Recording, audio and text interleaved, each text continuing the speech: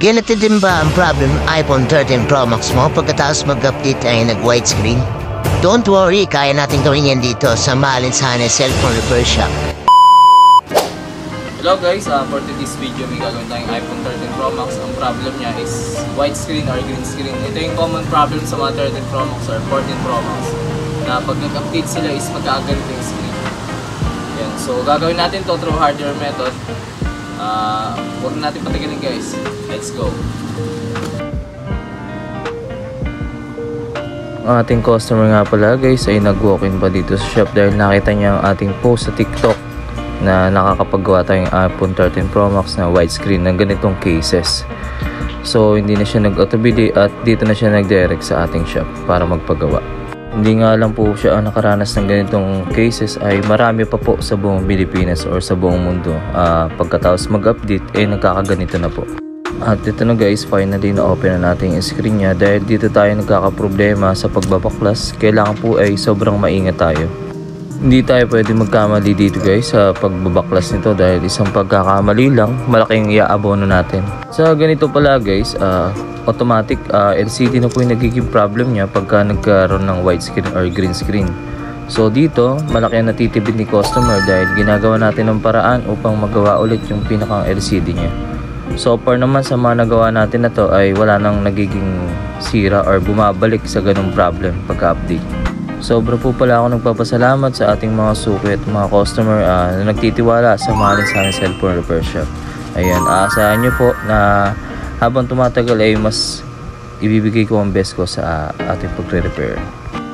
Sa mga gusto po pala magpapagawa, pwede kayong mag-direct dito sa maalinsanang cellphone repair shop. Matatagpuan po ang aming shop dito sa Kanto Nilaya, tabi ng Aglipay Church, Barangay Poblacion, Maribeles, Bataan.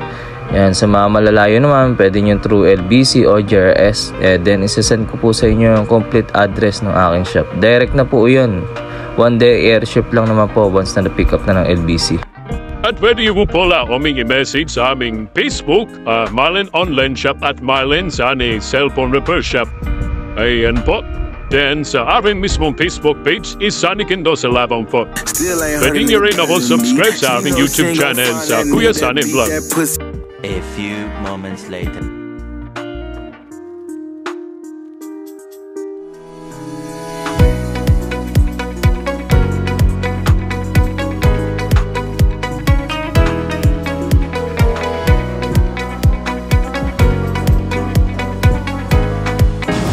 So ito na guys, ito na ang ating finished product and ito yung Max widescreen problem. So ginawa natin ito within 1 to 2 hours lang. So sa mga gusto pong magpagawa, punta lang po kayo dito sa may Kanto Nilaya, tabi ng Aglipay Church. Hanapin nyo po yung maalinsanang cellphone repair shop.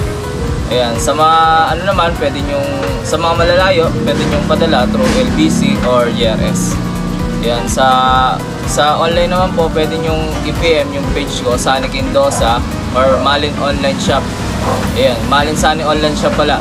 Ayan, pwede kayong mag-PM doon. Just direct lang po kayo doon. Ayan, yun lamang po sa araw na ito. Maraming salamat guys. Akala ko'y di pa handa, muling tumibo ang damdamin, ngunit bigla